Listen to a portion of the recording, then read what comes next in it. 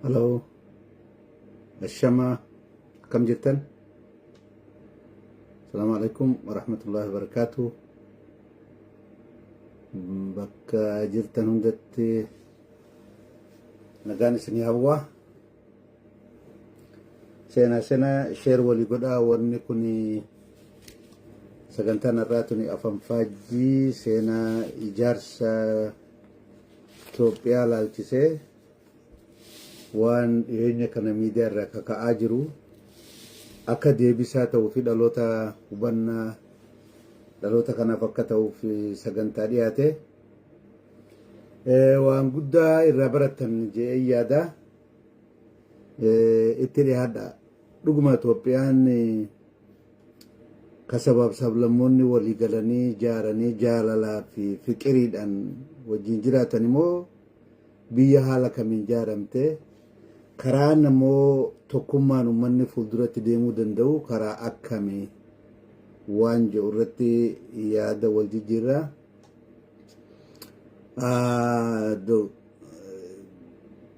Wanniin Dr. Birhaanuu Leenjisoo waan walumaa ta'idhaan Itoophiyaan ijaaramte waan jedhu kakaasaa turanii. Wanni kun miidiyaa biyyaalessaa miidiyaa guddaadhaan yeroo garii haasa'u yeroo garii ammoo miidiyaalee xixiqqaatti ba'anii dubbatanii wanni kun dhaloota kanarratti afaan faajjii fida waan ta'eef waan kilaarifaay ta'uu qaba isa laaluu fi wanni nanarra haasa'u kun hundi isaatu ka seenaa dhugaatii fi riferansii irratti hundaa'e ta'a. So I hold them up to the light and show my audiences those references I'm talking about, so that everybody can go and see for themselves, all based on factual evidences and authentic sources. So you can, it's verifiable. So I can hold them up like this and show my audiences when I use certain materials as my sources or evidences. Having said that, come back to our point. Afaan Oromootiin deebi'aa kan akkuma housekeepingitti waan kana dubbadhe. Maal jechuun Itoophiyaan biyya akkamii? Itoophiyaan biyya akkamitti ijaaramte? Itoophiyaan biyya taate Taaddasee Taamiraat Church and State keessatti biyya akkam akka taate sirriitti lafa kaa'ee jira. Kitaaba biraa ol qabeessuun garsiisuun qaba. Kuni Fitaa Nagastii fi Kibra Nagastii walitti combined qaba. Waan amantiiti. Galmeen haga 1948 moo akkanatti 52 lakkoofsa Itoophiyaa higga mangisti higgi heera jedhanii waa babaasanitti waan Itoophiyaan itti bulaa turte. Eeguma Minilik boodallee Church and the State mootummaan Itoophiyaa amantii irratti warri kaabaa akka wal bulchaa turan nama himaa. Fitaa Nagastiin ammoo warri kaabaatu itti bulaa ture. Nama Masrii tokkootu barreesse. Ibn Fadal al-Asal nama jedhantu katabe Coptic Churchin. Achi gara Itoophiyaa dhufee afaan Arabaarraa Giisitti, Giisirraa afaan Amaaraatitti akkasitti hiikamee hojiirra oolaa ture. Anyway, ijaarma hundeen isaa akkas hoggaa ta'u maaltu godhame? Lolli addunyaa tanaa mootummaan addunyaa tanaa state formation ka jedhamu akkaataa mootummaan itti ijaaramu keessa karaa hedduudhaatu jira. Karaan ilmi namaa walii ta'eetuma warri ollaa qubatan mootummaa tokko waliin ijaarranaa kottaa jedhanii biyya itti ijaaran illee jiraachuu danda'a. Irra hedduu waraanaanii gartee state making is through the war and the war of conquest. Biyya namaa deemanii biyya ollaatti bal'atanii deemanii biyya aadaa qabdu, ummata safuu qabu, ummata eenyummaa qabu, ummata mirga abbaa biyyummaa qabu dhaqanii tooyatanii lafa isaa irraa fuudhanii, biyya isaa irraa fuudhanii, eenyummaa irraa fuudhanii, aadaa irraa fuudhanii, afaan irraa fuudhanii kan fi irra kaayuudhaan godhama. Lolli kun keessi humni itti fayyadamu kun gariin military force ta'uu danda'a. Gariin ammoo coercive force jedhama. Sodaachisaan sin cabsaa sin balleessa akka ebaluufaa balleessatti harkanatti kenni jedhanii kootu nama latteessifaa jedhan. Warri Ingiliis hoggaa Somaalilaandi dhufanii gosoota naannoo san jiran yaamanii walii waa mallatteessan. Gadabursii wajjin waa mallatteessanii 1884 warsangalii wajjin illee wayi mallatteessan. Warri Xaaliyaanillee hoggaa asabiin dhufan karaa saniin ummata absabsan wayi mallatteessanii waa akkana wajjin waa godhan. Sun colonization Eritrea hin hambifne. Sun immoo colonization Somaliland by the British Empire in oolchine. Karaa coercive powers ta'ee military force itti fayyadamuun biyya takka deemanii qabachuun suni colonization hin oolchu jecha colonizationuma. Itti maal jenne colonization jechuun namni tokko daangaa isaarraa bahee deemee biyya biraa, aadaa biraa, eenyummaa biraa, biyya biraa dhaqee cabsee waraanaan ka'uu fi irra kaa'u jechuudha. Colonization jechuun eega qabatee ammoo maal godha? Center and the periphery uuma. Warra biyya bulchu the core and warra bulfamaa ammoo periphery. Akkas godhanii resoursiin biyya kanaa ni fuudhama. Biyyi irraa fuudhamte jechuun resoursiin isaan qabdu buqqisanii ufii nyaatan. Ati ni agadda. Hiyyeessa taata. Bilisa turte sabjektii taata. Seera Itoophiyaa bara 1936 bahe keessatti kalee moodeen gadda maxxanseetun siree heera san gubbaa all natives and subjects jedha. Subject jechuun ciisanyaa jechaadha. Gabbaarii jechaadha. Nama uumaa takka illee hin qabne jechaadha. Duuba ifii dhufanii akkasitti native ifiin jedhanii abbaa biyyaa ufiin jedhanii heera mootummaa gubbatti Oromoo fi warra Saawuzii kan jiran kana hundaa'u subjectitti baasan heera gubbatti yoom 1930 takkarra jechaadha. 1930 takkatti.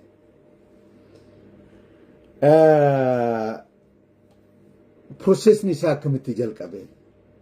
Maaltu British colonization, French colonization fi colonization bifa biraarraa ka Itoophiyaa maaltu adda godha? Maalii wal fakkaata? Waan juulaa itti deebina. Dura namni jalqabe nama Sebastianos namni jaanitti jalqabe. Sebastianos kanaatu ilma isaa Abiyyee nama jaanitti dabarsee Abiyyee kana akka gara lafa Oromootitti bal'achuu projektii kana jalqabe. Akka seenaatti. Abiyyeen hoggaa jalqabu inni bara 1743 irratti Karrayyuudhaan wajjin lola godhame irratti du'e. Abiyyeen kun. Saniin booda ilma isaa Ammaa Yesuusitti dhaalee Ammaa Yesuus kun ammoo akka kitaaba kanarratti Arnold Gabriel Marcus barreessetti ummata Karrayyuu, Abarrii, Ituu, Abbichuu lafarraa duguugee waan inni godhe diiteel godhee jira kitaabni kun. Kana malees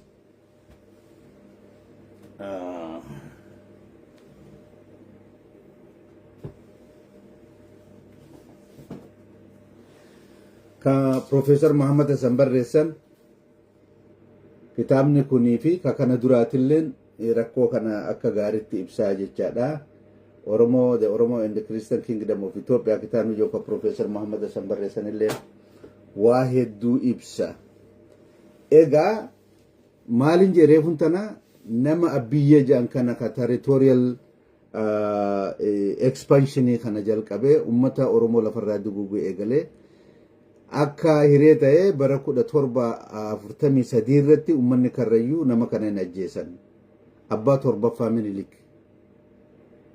Duubatti yoo lakkaawan Minilik irraa kaafnee duubatti yoo deemne nama torbaffaa ka ture abiyyee kana Karrayyuun ajjeese. Karrayyuun nama kana ajjeesuun yoo xiqqaate gabrummaa ummata Oromoo lafa Oromootti babal'atiinsa warra kaabaa kana waggaa 50 yookaan waggaa 100 tursiise jecha. Odoo gaafa san milkaa'anii probably namni afaan Oromoo dubbatu lafarra hin jiru ta'arra.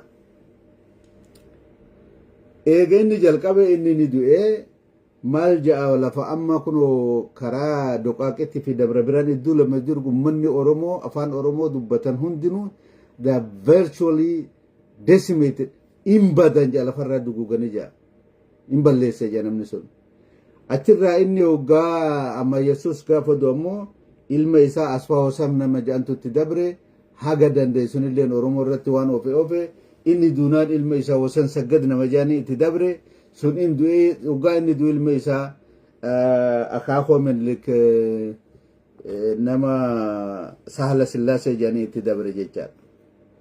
Sanin booda Haayila Molokoti Minilik itti booda'ani. Haga kana mara dakarraa ka'anii lafa Oromoo ta'irra dhufan kitaabni kun kunoo dubbisa maal ja'a The Life and the Times of Minilik from 1844 to 1913 bara 1944 irraa hanga 1943tti jireenya Minilik keessatti waan ta'ee dhaloota isaarraa hanga du'aa waan inni raawwate kitaabni kun ibsa. Mata dureen isaa kan amma dubbadhe kana kitaaba kana duwwaana nama haasoo kana namni kitaaba kana dubbisuu danda'a jechuu barbaadeeti. Kanaaf hiree argatee milkaa'ee Minilik waan abboonni isaa abba torbatti jalqaban kana dhufee mi'a waraanaa argateen akkasitti Oromiyaa balleessuu danda'e. Dr. Taaddasaa Eebbaa Gadaamee Elbaa keessatti akkaataa isaan horii biyyarraa argatanii fi meeshaa waraanaa biyya argatanii akkamiin dhufanii biyya balleessuu akka danda'an lafa kaa'anii jiranii. Profeesar Abbaas Ganamoo meeshaa akkamiin dhufanii kitaaba isaanii seenaa Arsii keessatti mi'a akka moratanii akkamii Oromoo akka balleessan sirriitti lafa kaa'anii jiranii san dubbisuu dandeessan irra deebuun barbaadu. Haala kanaan babal'ifannaan kun ka ta'e humnaan erga babal'ifatanii maaltu ta'e? Maaltu colonizationii Awurooppaa ka Biriitanii fi ka British Empire fi French Empire irraa maaltu ka Itoophiyaa adda godha? Yoo empire jechuun namni tokko naannoo isaatii deemee aadaa biraa lafa biraa independent territory deemee humnaan qabachuu yoo ta'e colonization aadaa biraa balleessuu yoo ta'e afaanii fi gartee system of governance mataa isaanii irratti impose godhu yoo ta'e humnaan deebanii biyya san bulchuu yoo ta'e colonization maaltu hafe Minilik irraa? Clear.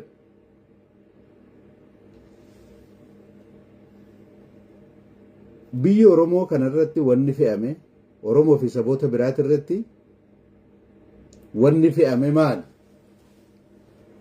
Waan hojjette keessa harka 75 safartee namaa kennita abbaa lafaa nama haaraa sitti dhufee biyya sarraa sitti dhufe kanaaf. Kana keessa lafa isaa deemtee qottaa in safartaa lafa isaallee deemteetti free service kennita jechuudha. Ka odoo siin kafalamin akka gabraatitti hojjettaaf jechuudha. Dubartiin tee deemtee bishaan waraabdi. Ati deemtee lafa qotta. Dhiirti qoraan cabsitee mataarra kaa'attee warra abbaa lafaa warra kana itti geessiti. Sirna kana fidanii dhaaban. Kuni colonizationaa miti. Akkamitti wal tahaniiti Itoophiyaa ijaaran jaa Dr. Birhaanuun walta'iidhaan Itoophiyaan ijaaramte akkamitti jedhama akkamitti nama tokko tokko dhufanii mataa warra akka Gobanaa Daaqeetii fi warreen kaanfaa itti haasa'uun kohorsi forsi itti fayyadamanii nama san uf jala oofuun gada bursiin British Empire wajjii waa mallatteessuun bar gabrummaa jalaa isaan hin oolchine bar warsangaliin Soomaaliyaa keessatti waliigaltee jiraa wajjii mallatteessuun colonization hin oolchine bar waraqaa akka keenyaa sanii miti formal documentii walii mallatteessan suni gabrummaan oolchine bar British colony jecharraa nan bifne bar Somaliland so kanaaf fundamentally wanni Professor Dr. Birhaanun dubbatan waan dhugaa takkallee hin qabne waan seenaa lafarra ture wajjiin waliin qabanne waan dhaloonni kun beekuu qabuun sun yoo Itoophiyaa tana dafanii fuudhanii gara empaayaratti jijjiiruu barbaadan yookaan gara xaqalaa gizaatti deebisuu barbaadan bring it on dhaloota burjaajessuudhaaf hin rakkatinaa jechuun barbaadeeti.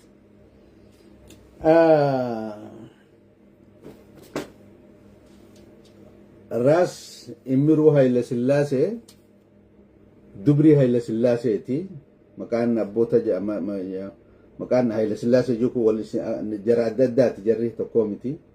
Ras Immiruu jechuun Iyyaasuu fi Haayila Sillaasee fi nama kana namni beeta mangistii keessatti Itoophiyaa dhaalan aangoo Itoophiyaa jedhanii goji guddisan mooraa Minilik keessatti warri guddifame warra kana kun isaan keessaa tokko kun harkuma isaaniitiin maal akka godhan Harargee bahaa tana keessa gaafa ture maal akka dalage ummata jaarsoo irratti waan inni jaarsoo kennanii fi gaafa warri Minilik warri Ras Mokonnon gara Harar ol deebi'an fuudhanii isa achi kaa'anii asin dura dubbadheen jira waa'ee jaarsoo irratti waan isaan dalagan deebi'ee ammas yeroo guddaa balleessuun barbaadu diiteelii akkatti dhiira qoraan cabsisiisan akka dubartii itti akka midhaan itti safarsiisan akka maal warri afaan Amaaraa dubbatuuf ummanni isaan gaallaa jedhaniin maal tahaa akka ture keessattuu Harargee baa keessatti waan dalagamaa ture taakseeshina Arsii fi Ituurraa adda ta'e irratti fe'anii ka Arsiileen ulfaataa ture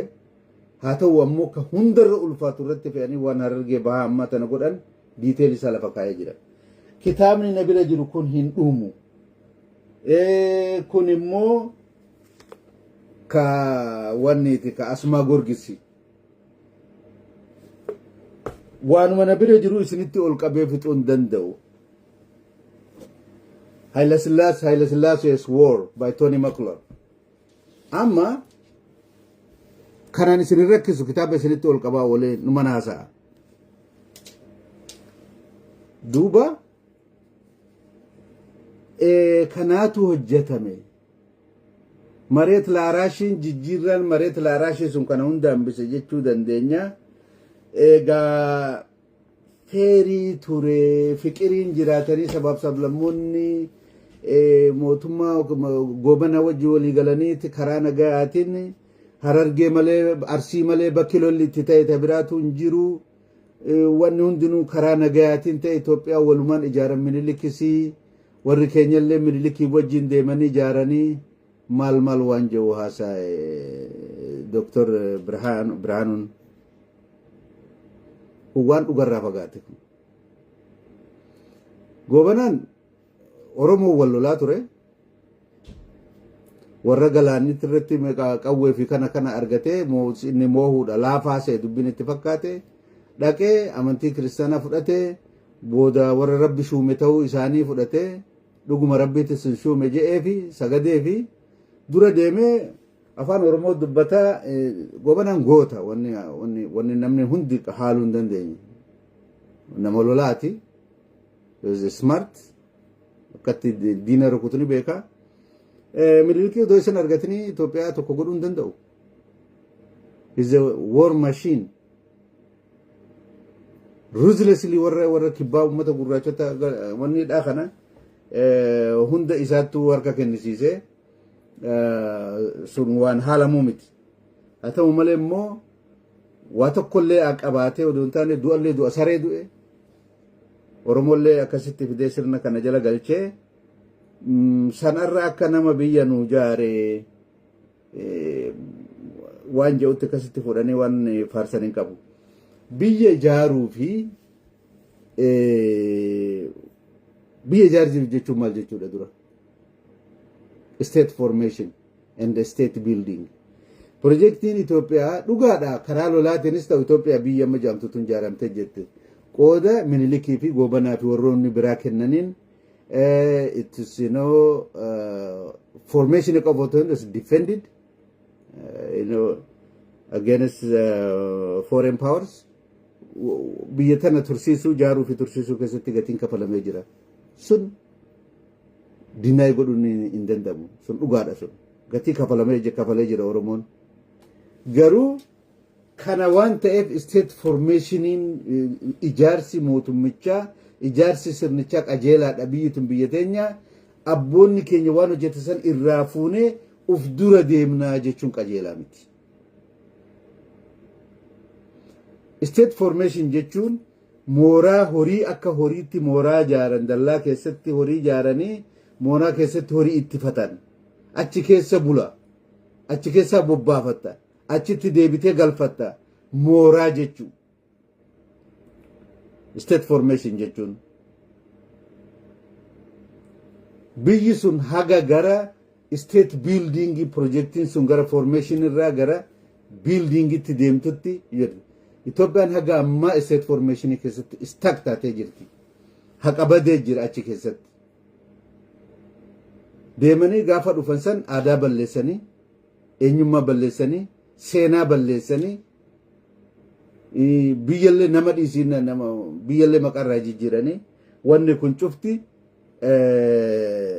sirrii miti waan jiru irratti walii galuu barbaachisa that is what we call national consensus kaleessa karaan deemne sun biyya tana ijaaruu keessatti Itoophiyaa ijaaruun gaarii ta'ee wanti immoo karaa adeemsa kana keessatti gatiin kafalamee fi dhiibbaan godhame sabaa fi saba idduutti kun gubbatti kun jalatti ta'ee dhiibbaan godhame qajeelaa miti waan joon guduunfanii bira dabruudha malee wanni hundi algaadha akka Dr. Biraanuun jedha akka kun dangerous kun waliin nama galchu kun gara rakkoo biraatitti nu harkisa ani kaardii kanan harkisinaa isaa fi Dr. Biraanuuf warra bilchiginaallee kaardii kanan harkisinaa dhiisaa wanni kun hin baasu jechuun hin barbaada kabiraa Itoophiyaa tana amaarization policy baafate jarri kun Dr. Baharuu Zawdee kitaaba tokko keessatti qajeelanii kaanii jiranii kitaaba sana isin ilaalaa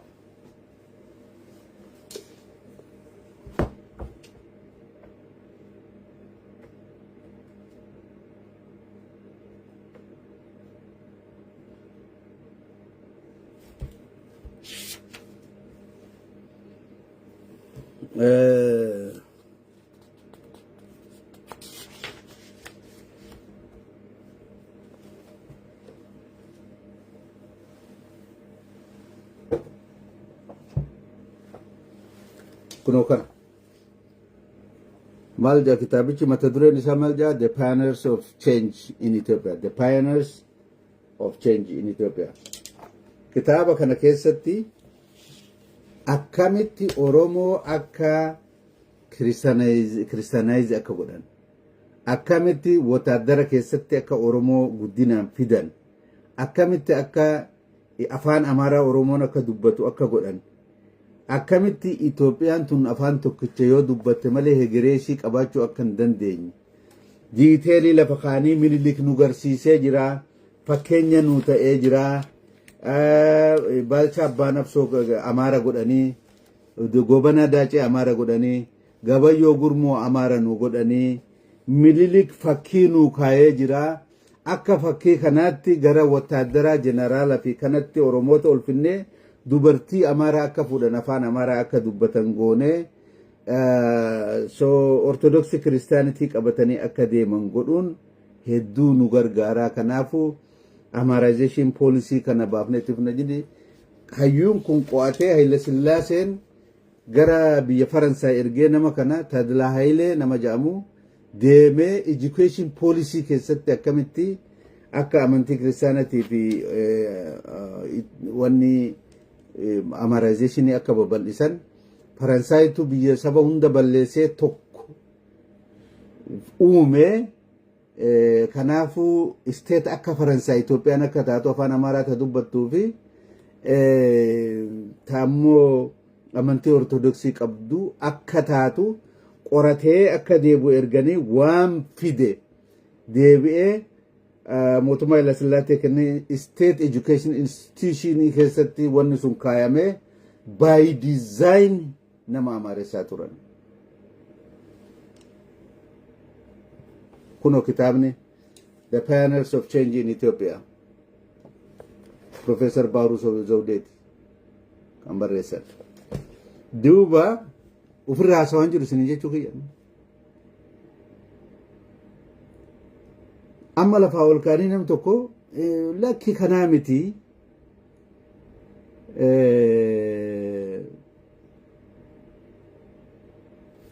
waltayiidhaan gobanaa wajjin wanni akkasiin jiru. Kabiraa amaarization policy saawuzii keessatti namni gara ወደ ደቡብ አምጥተን አማርኛ ተናጋሪዎችን ደቡብ ላይ አስፍረን ህዝቡ አማርኛን እንዲለምድ የቋንቋ አንድነት እንዲኖር የኦርቶዶክስ ክርስትናን እንዲቀበል ማድረግ አለብን። ዋንጀው ገፊደኒ በረኩ ለሰገል አፍርተሚ ቶርበ ለኮይሰ ኢትዮጵያቲቲ ዶክመንቲ በሬሰን ገረ ፔጂ ፉለ ቶርባተሚ ወሂን ብረጅረ ካርካን ከተበም ኤኙ ፋወር ከተበ ደጃዝማች አመለንዱን ነምቹስን ኡጋዲ ባከነ ጅራ ደጃዝማች ወልደ ሰማት ገብረ ወልድ ሚኒስተር ኃይለ ሥላሴ ኬሳ ነምኒ አመሉ ቡንጅሩ ነመሰኒ አመለኒ ድሎ መመለኒ ጅራ ፍንፍኔ ኬሳ ጅራ ኢሳ ሙሉጌታ ቡሊቲ ፊ ነመ መቃያ ደነ ከብራ ታኒ ወረቃ ኢሳን በሬሰኒ ሞቱማ ኃይለ ሥላሴቲ ዲየሰን ነመ ከነፉደኒ አከሚቲ ወለገተ ከገልቸኒ ወለገ ለፈ በዳቱ ወንታቴፍ ወለገ ዱሩ አፋን አማራ ዱበት ሞዴል ፕሮቪንስ ፎር አማራይዜሽን ፖሊሲ ጎደኒ ወረቃ ኢሳን ዲየሰን አርካ ቀባ ዋስነ ጃይቡ ዋን ከነ ዲዛይን ነምኒ ጎዴ ሰደርካ ሚኒስቴራቲ ማህበራዊ ኑሮ ህዝባዊ ኑሮ እድገት ዋን ጀውቶ ከጃራኒ ነምኒ መታ ኢትታይ ሙሉጌታ ቡሊት ብርጋዴር ጀነራል ሙሉጌታ ቡሊ ከኩደ ሰገል ጃሃተማ ኬሳ ሸንተሚ ሰዲ አካ ለኮስ ኢትዮጵያ ታሳስ ግርግር ጊዜ ጀንሰን ኬሳ አጀፈ ሙሉጌታ ቡሊ ባይ ዲዛይን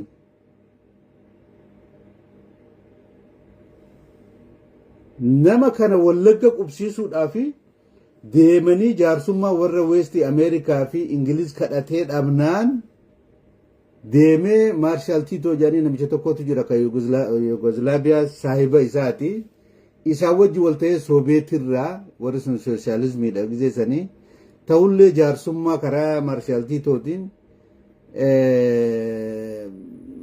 ruubilii Raashiyaa 450 liqii horii gaafasanii argatan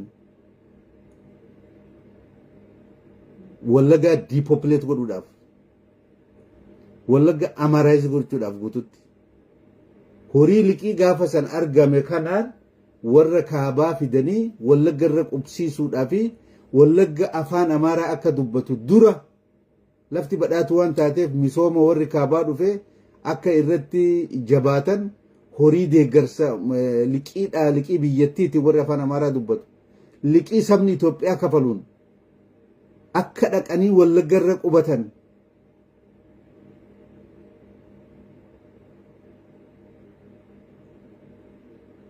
by design sadarkaa poolisiitti akkas godhanii jechuudha. Poolisiin sun kareefu jalqaban ka Tadlaa Hayilee dhafaan biyya Faransaay dhaqanii qoratanii akkamitti akka namni gartee demographiin akka jijjiiramu so de-oromization projectiin isaan qabatan karaa wataadaraatti nama galchuun dubartii amaaraa akka fuudhan jajjabeessuutiin barnoota keessatti maqaan isaanii akka jijjiiramu maqaa amantii malee maqaa warri cheerchii gaafa kiristinnaa kan baaseef malee maqaan haadhaa fi abbaa akka hin qabanne by design policy education policy keessa galchanii akkana nama godhan.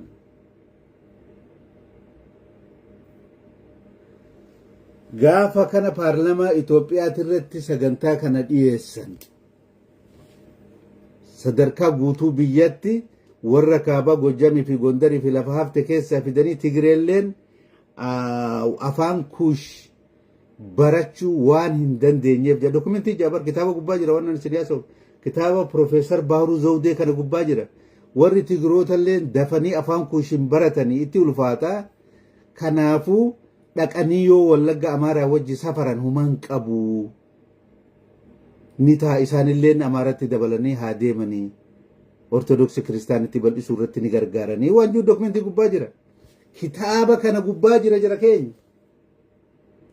Wanni kun sadarkaa poolisiitti by design Wallagga madargiin fuudhee warra Tigraay fi warra naannoo Amaaraa irraa nama itti galche kana waanuma dirqii sabaatti sani gartee balaa hongee 77 mudate saniif namatti fakkaata no.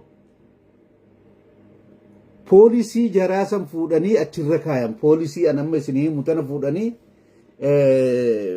appilaayi godhuudhaaf dargiin tattaafatte maqaa biraatiin afaan biraatiin maqaa beelaatiin waan Haile Sillaaseen faan shelfii gubbaa kan san fuudhanii dhukkeerraa haxaanii san gaafa san hojiirra oolchanii Wallagga jara san qubsiisan jechaadha. It's a policy. 1947 design ta'e poolisiin sun harkaan barreeffamee barruu dhiyaateen harkaa qaban mootummaa Haile Sillaaseetti.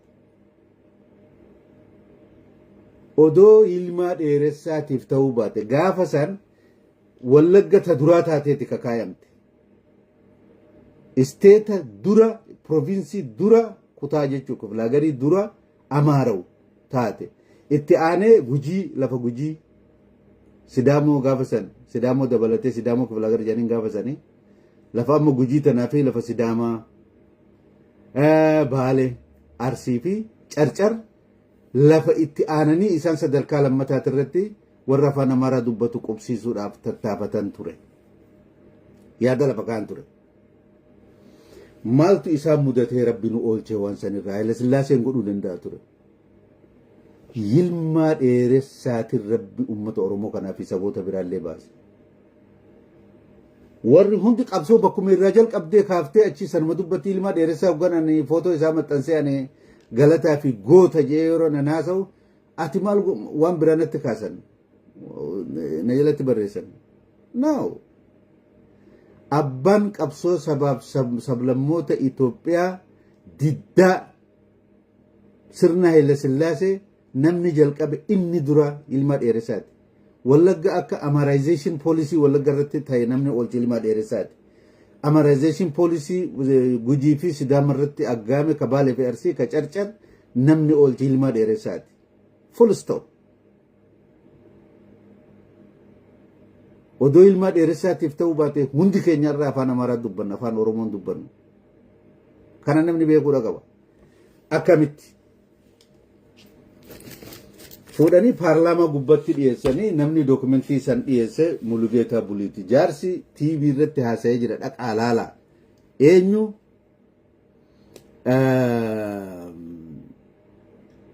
Walda Samaat Gabrawolti. Deema intervii isaa jira dhaqaa laala. Ilma dheeressaa sagantaan irraa kun hin dheerata abbaan feetan dhaggeeffadha abbaan feetan dhiisaa. Rikoordii irra haasinii taa'u. Ilma dheeressaa gaafa xaaliyaan bahe sanii nuti deebinee Habashaa jalatti hin dachaanu akka Oromootitti bulchuu qabna jedhanii warri South West warri Kibba Lixaa Jimmi Leeqa warri Ilobbaabor qeellamis dabalatee jecha kiyya walitti dhufanii mootummaa South Western Oromoo Confederacy waan jedhamu tokko dhaaban. Gaafa san abbaa Joobirii fi kumsaa Moroddaa Dajjazmaach Gabre Egzaabeer jedhaniin isaanii kana ta'anii warra Ilibaaburii wajji wal ta'anii mootummaa ijaaran. Pirezidantiin isaanii kumsaa Moroddaa akka ta'u ilma kumsaa Moroddaa Habtamaariyaam Gabre Egzaabeer yookaan Hambisaa Kumsaa akka ta'u godhatan. Kumsaa miti Habtamaariyaam namni jiru yeroo san Dajjazmaach ka leeqaa jecha ilma kumsaa Moroddaa Habtamaariyaam Gabre Egzaabeer yookaan Hambisaa Kumsaa Moroddaa pirezidantii godhatanii gaafa sa warri Xaaliyaan Gaambeellaa jira. Gaambeellatti ilma dheeressaa delegeeshiniin ilma dheeressaatiin hoogganuu dhaqanii gargaarsa British gaafatan jechaadha. Establishii uf godhanii yeroo san keessatti waan hunda diriirfatanii kataa'an booda Xaaliyaan cabuu danda'e. Xaaliyaan waan san hunda irra aanee balleesse. Warri Ingilizilleen booda injifannaan Haile Sillaasee fidanii kaayanii gaafa achirraa galan ilma dheeressaa balleessuun barbaanne ministeera godhanii baay'inoomiinsi ilma uumaa godhuu hin danda'an ture walumaan hojjechuu malee. Gaafa kun backgroundidha. Ilmaan ilma nama dureessaati, ilma nama beekamaadha, highly educated, nama warra westii biratti akkaan beekamu homaa godhuu hin danda'anii.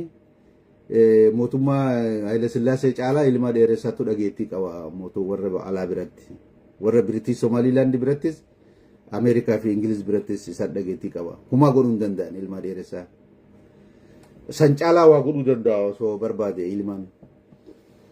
Amma gaa dubbitti deebinaa.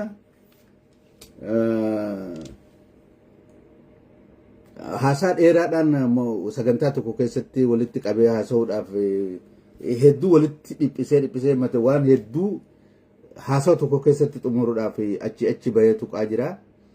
Isaa dhiifama naa godhaa. Amma Mulugeetaan dokumentii reefuu an dubbadhu san qabatee paarlaamaa Haile Sillaasee irratti openly akka namuu dhaga'utti dhiyeessee dubbisee jechaadha. Ibidda tufe ilmaa dheeressaa. Bamaan hagar wallaggarra nama qubsiifnaa akkatti maallaqa argannee jirra liqiidhaa.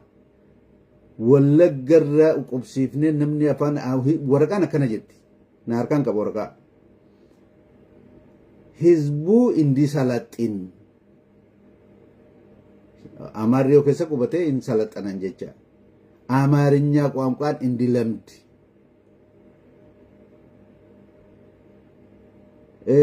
አንድ እንዲሆን አመንቲ ኦርቶዶክሲillee akka qabaatu namni kanaaf nama kana akkasitti baasuu barbaannaa jedhanii diizaayini godhan waan kana.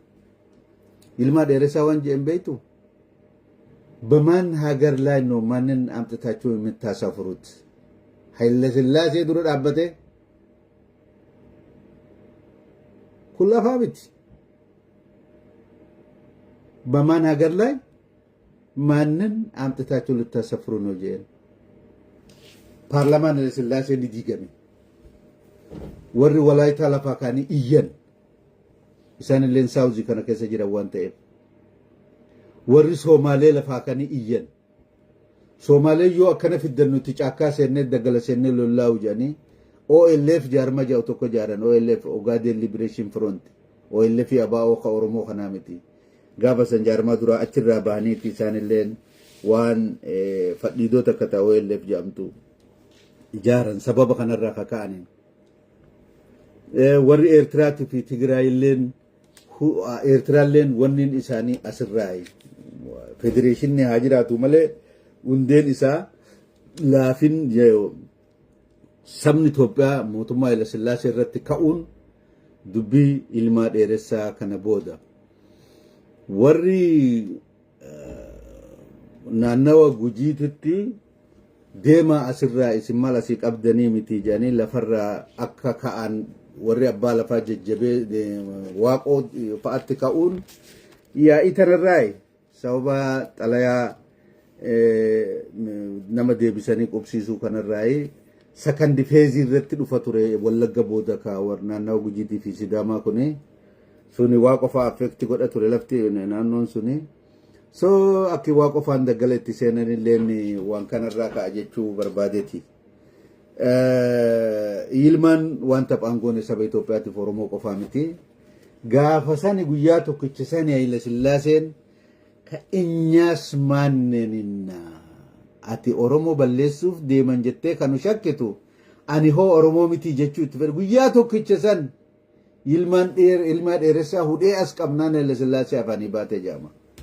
Inyaas maanneninna anis Oromoo miti jechuu isaati. Guyyaa sana afaanii baatee jaana Haayile Sillaaseen. Amma sadarkaa hamma kanatti deemame bara sababa hongee 77 godhatanii namni walla gaggeessanii qubsiisan kun waraqaa Haayile Sillaaseen dadhabee sheelfirra kaasan achirra gadi buusanii dargii keessaa waan san hojjetanii achi qubsiisanii haga ammallee kileemii wallaggaa san sababa haga san rakkinarraa qubataniin aga ammatti kileemiin sun deemaa jira ka 47 sun jechuu kiyya ka de-oromization wallaggaa sanii projektiin sun ammallee wanni isa gangalataa jira jechuu barbaadeeti. Egaa Itoophiyaan tana. Itoophiyaan Dr. Birhaanuu Ammoota biraati.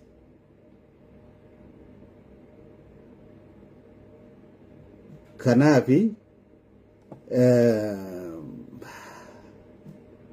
maaltu nu feesisa wanni kun dhara wanni kun dhugaa miti yoo ejjennoon Dr. Birhaanuun amma qabatee deemu kun ejjennoo biltsiginnaa ta'e hin baasu dhiisa wanni kun balaa biraan haadhinaa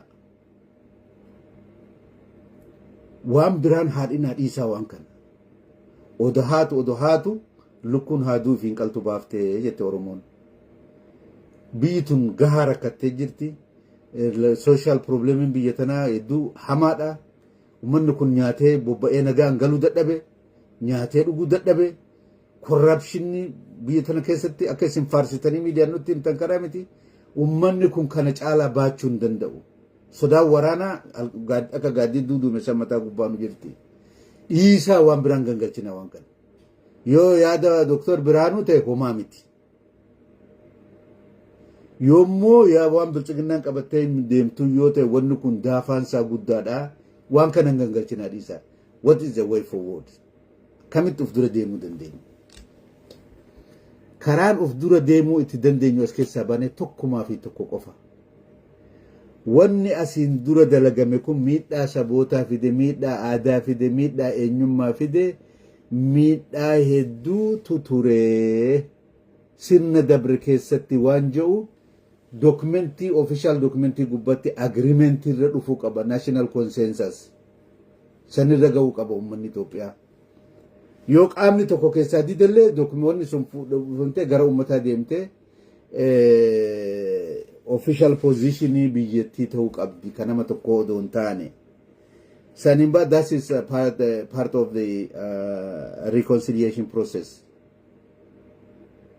so sun jechuun state building jechuun akkana biyya ijaaruu jechuun kun mooraa ijaaranii horii keessatti walitti qaba state formation Itoophiyaan ammallee bakka Minilik irra dhaabesan jijjiiramni haa jiraatu malee jijjiirama gurguddaatu ta'e gaafa 74 mangistuun faan jijjiirama guddaa fidanii 91 illee jijjiirama ta'e ammallee jijjiiramni ta'aa jira amma that's a reality kana ani dhoksuun barbaadu warri amma aangoo jiran kunillee waan jijjiiran qaban garuu hundeerraa state formation irratti rakkoo turte hin jijjiiramne empire ammayyuu Itoophiyaan empire warra jedhanii wajjin jiran garuu we are still struggling with imperial legacy imperial culture imperial mentality ammallee keessaan baane kana jijjiiruu barbaachisa ወደ ቀድሞ ታላቅነቷ እንመለሳለን ነው ተካው እንመለሳታለን ጀቹን ከራ ፉልዱረ ነው ኦፉ ሚቲ ከራነመ ዶክተር ብርሃኑን ኤገላን ኩን ዴንጀረስ ዮ ኢሊቲን ኤጁኬትድ ኢሊቲን ኦሮሞ ብራ ሰርክሊ ከነ ከሰ ሴነኒ ወር ብልጽግናት እስከነ ገንገልቻቴ ኩን ተውን ቀቡ ሂንደንደውስ hin ifaajinaa uf duuba nu deebisina karaa dheeraa dhufne bakka amma jiru tanirraa uf dura deemuudha kan feesisu. The educated elite and the politicians mooraa qabsoo Oromoo warri jirtan warra mootummaa keessa jirtanii fi alallee warri jirtan uf dura deemuu kan baasu malee uf duuba deebuu miti. Wanni Dr. Biraanuu nama haasan kun is dangerous and counterproductive. Isa waan kun hin baasu. Balaa biraa fida daafaan isaa guddaadha jechuu barbaadeetti. Namni kun seenaa ni beekamu. Biyya Oromoon gadaa isaatti dhabe, biyya Oromoon aadaa isaatti dhabe, Oromoon amma aadaa namaa fudhatee kun ofii walajjeessaa jira. Oromoo walajjeessuun agarreemte takka umrii teenya keessatti. Oromoo horii namarraa fudhatee murtii dabaa namatti muruu hin dhageenye nuti poolisiin keenya godhaa jira biyya keessatti. Abbootiin seeraa godhaa jira horii nyaatanii waan fedhan godhan. Murtii jallisuun Oromoo biratti irbuudha. Wanni marri dalagamaa jira. Wanni kun amma ka dhaaba tokko ka dhaaba lama odoon taane maal ta'e wanni kun societal ta'ee jira rakkoon kun amma. It's deep rooted societal ta'ee jira. Rakkoo hawaasa dhaloota dhabnee jirra namni badee jira amma. Dhaaba kana baaftee ka biraa fiddee achi keessallee rakkoo dhalootaati amma.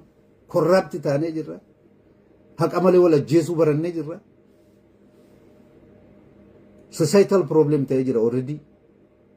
Waggaa 30 barri Ihaadig aangootti dhufe kana laalchisee balaan aadaa keenyarra ga'e seenaa keenyarra ga'e miidhaan haganan ja'amu. Haayila Sillaasee jaratti Oromoon still gaaddisatti bula. Wayyaanee jalattillee gaaddisni Oromoon banne.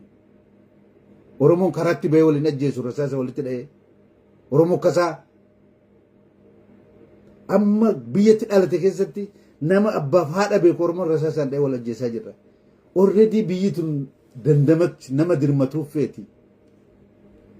Dandamachiisuudhaaf hojjechuu qabdan malee isin warri amma biyya harkaa qabdanii gara uf duubatti nu ofuun qabdan. Harka keessanitti wayyaanee wajjin ta'e wayyaanee asis wanni taamaa jiru balaa guddaadha.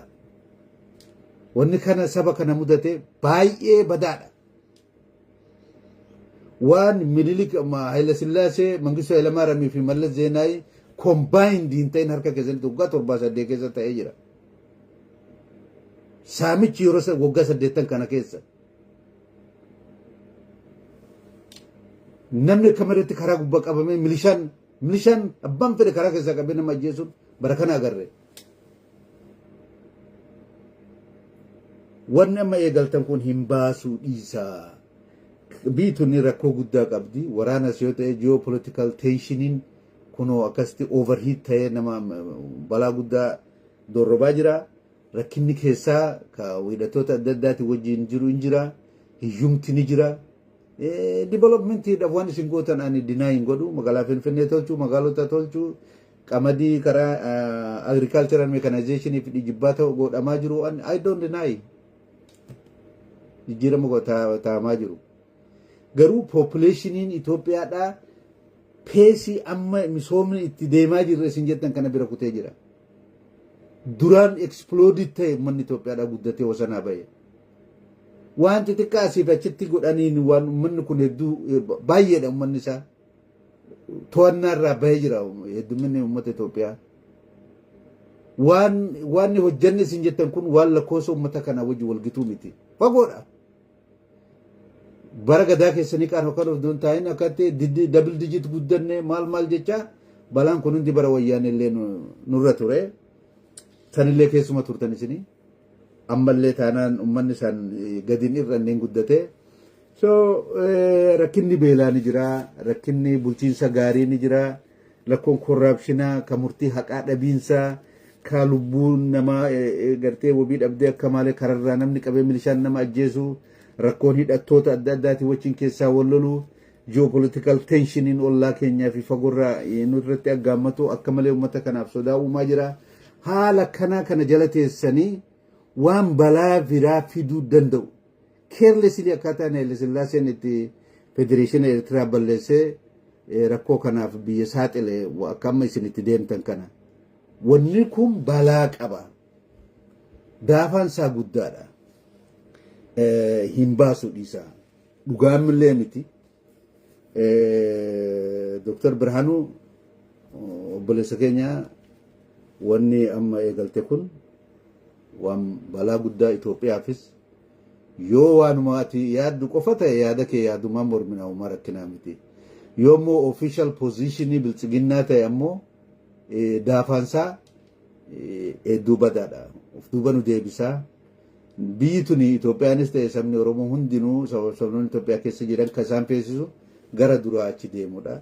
Karaa duraa deemuun national consensus building malee gara state building deemuudha. Boqannaa state formation kan minilik irraa qabne haga ammaa xumuramuu dide kana xumura itti godhuudha malee uf duuba deebi'anii waan amma Dr. Birhaanuun gangalchan kana gangalchuudha miti. Dhibaara isaa dhibaa bobbaasa kan man xumura nagaan tura.